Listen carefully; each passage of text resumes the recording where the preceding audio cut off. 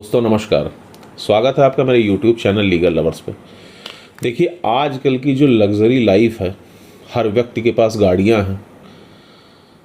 बड़े बड़े बाप की औलादें महंगी महंगी कारें लेकर के, स्पोर्ट्स बाइक लेकर के रोडों पर निकल जाती हैं। अब उन भाई साहब के पास तो इतना पैसा था कि उन्होंने तो अपने लाडले को गाड़ी दिला दिया और उन्होंने ये देखना भी उचित नहीं समझा कि हमारा जो सपूत है वो किस स्पीड में उड़ता हुआ निकल रहा है।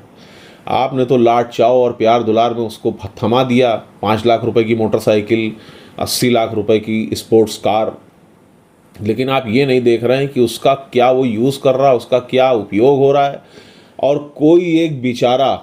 चाहे वो सड़क पर लेटा हो, चाहे वो रोड में अपने किनारे पर अपनी साइड पर चल रहा हो, साइकिल से जा रहा हो, रिक्शे से जा रहा हो, ऑटो से जा रहा हो, अपनी स्कूटी से, बाइक से जा रहा हो, वो उसको उड़ा करके निकले जा रहे हैं। टक्कर मार करके भाग जाना, दुर्घटना होने के बाद फरार हो जाना, किसी पर गाड़ी चढ़ा करके निकल लेना, ये बहुत ही आम घटनाएं हो गई हैं। हर व्यक्ति के पास आज के समय में कार है, बाइक्स हैं। ऐसे ऐसे वाहन समय के साथ ईजाद होते जा रहे हैं जिनकी जो इतने हाई स्पीड हैं कि उनको कंट्रोल कर पाना ड्राइवर के भी हाथों में कभी कभी नहीं होता। और इसी के चलते जो मोटर दुर्घटना से संबंधित मामले हैं वो बहुत ज़्यादा बढ़ते जा रहे हैं। आप लोग देख रहे हैं कि शहर खचाखच वाहनों से, भीड़ से भर गए हैं। सड़क पर चलने की जगह नहीं रह गई है। जाम इतना लग रहा है कि जिसका कोई ओर छोर नहीं है। तो ऐसे मामलों में जब किसी व्यक्ति के साथ कोई दुर्घटना हो जाती है, किसी वाहन से कोई एक्सीडेंट हो जाता है, कभी कभी व्यक्ति गंभीर रूप से चोटिल हो जाते हैं और कभी कभी घटना इस स्तर की हो जाती है कि कोई व्यक्ति मृत भी हो जाता है, मर जाता है, ख़त्म हो जाता है, डेथ हो जाती है किसी व्यक्ति की। तो ऐसी स्थिति में उस व्यक्ति के पास जिसके साथ ये दुर्घटना हो गई है या जिसके परिवार के किसी व्यक्ति के साथ इस प्रकार की दुर्घटना हो गई है, उसके पास कौन से कानूनी ऐसे उपचार हैं जिससे वो उस दुर्घटना का क्लेम प्राप्त कर सकता है, मुआवजा दुर्घटना का दावा कर सकता है, धन प्राप्त कर सकता है, एक्सीडेंट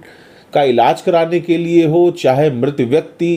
की मृत्यु से संबंधित दुर्घटना दावा हो, वो उसको क्लेम करके प्राप्त कर सकता है। उसी के संबंध में मैं आप लोगों के बीच अपनी छोटी सी वीडियो लेकर के आया हूं। तो चलिए, मैं समय को बर्बाद न करते हुए आप लोगों को बहुत ही शॉर्ट में बता दूं कि किसी भी प्रकार की मोटर दुर्घटना होने के संबंध में, यानी कि जो गाड़ियों से संबंधित जो दुर्घटनाएं होती हैं, एक्सीडेंट हो गया, लड़ गए, चढ़ गई गाड़ी, टक्कर मार के भाग गए, तो उससे संबंधित जो मामले हैं वो मोटर दुर्घटना के मामले MACT यानी कि मोटर एक्सीडेंट क्लेम ट्रिब्यूनल में निपटाए जाते हैं। और किसी भी प्रकार का ऐसा मामला होने पर जो दावा होता है वो MACT में ही आप पेश करते हैं, तब आपको मोटर दुर्घटना से संबंधित क्लेम यानी कि मुआवजा प्राप्त हो जाता है। आपको इस प्रकार के मामले में भले ही जैसे कोई गाड़ी किसी को टक्कर मारकर भाग ही क्यों ना गई हो, तो भी आप दुर्घटना का दावा करके और क्लेम प्राप्त कर सकते हैं। हिट एंड रन मुआवजा योजना, ये ध्यान रखिएगा कि hit and run compensation scheme कहते हैं इसे, कि कोई गाड़ी किसी को टक्कर मारकर अगर भाग गई, वो गाड़ी पकड़ में नहीं आई या वो चालक पकड़ में नहीं आया या वो गाड़ी नंबर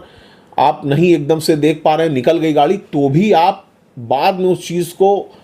देख करके उसके बारे में जानकारी प्राप्त करके कि हाँ भाई वो गाड़ी आपको टक्कर मार के निकल गई थी, आप उससे संबंधित दावा पेश कर सकते हैं और 2 लाख रुपए तक का मिनिमम मुआवजा आपको इस प्रकार के हिट एंड रन से संबंधित मामले में प्राप्त हो सकता है। जो मुआवजे की रकम का वितरण है वो परिवार के जो आश्रित सदस्य हैं, यदि कोई मर गया है तो ऐसी स्थिति में जो सुप्रीम कोर्ट का लेटेस्ट लॉ आया है उसके अनुसार जो परिवार में ना जो लड़की होगी अविवाहित, वो भी जो दुर्घटना है मोटर से संबंधित उसका क्लेम प्राप्त करने की अधिकारिणी होगी। अगर अविवाहित पुत्री भी है, लड़की भी है परिवार की, तो वो भी दावा कर सकती है, भले ही वो लड़की नौकरी ही क्यों ना करती हो, वो आय प्राप्त करती हो कहीं से, उसका कोई स्रोत हो, फिर भी वो क्लेम प्राप्त करने की पूरी तरीके से अधिकारिणी होगी। आपातकालीन मदद भी आपको प्रोवाइड होती है ऐसे मामलों में, जो कि सरकार की गुड समैरिटन योजना, ये जो वर्ड्स मैं आप लोगों को बता रहा हूँ, ये जो डेटा मेरे पास है उसके आधार पर बता रहा हूँ ताकि कोई कन्फ्यूज़न ना हो। तो आप लोग इन चीज़ों को ध्यान से सुनिए और इसलिए नोट करके रखिए कि कभी अगर कोई भगवान न करे कोई ऐसे मामले होते हैं तो आपको ये जानकारी प्राप्त हो कि गवर्नमेंट की गुड समैरिटन योजना ऐसी दुर्घटनाओं के मामले में लागू होती है जहां पर आपको उपचार प्रदान होता है, कि मतलब इस योजना के तहत गवर्नमेंट आपको इस इलाज कराने के लिए भी पैसा जो है मुहैया कराती है, लेकिन आम तौर पे लोगों को इसके बारे में जानकारी नहीं होती और लोग अपनी जेब से पैसा खर्च करके ही किसी न किसी तरीके से अपने बचाव के उपाय करते हैं। तो ये भी आप पैसा प्राप्त कर सकते हैं। अगर कोई व्यक्ति मर जाता है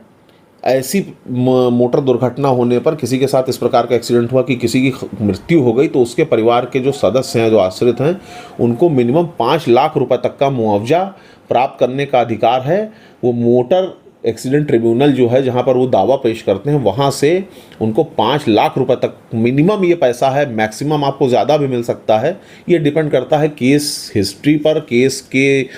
जो केस की समरी है, जो केस का मामला है कि किस व्यक्ति की मृत्यु हुई, वो कितनी इंपॉर्टेंस रखता था, या उसके परिवार में कितने सदस्य हैं, कितने आश्रित हैं, क्या खर्चा था, उसके ऊपर वो केस टू केस डिपेंड करता है। लेकिन मिनिमम 5 लाख रुपए तक का आपको मुआवजा मिल सकता है।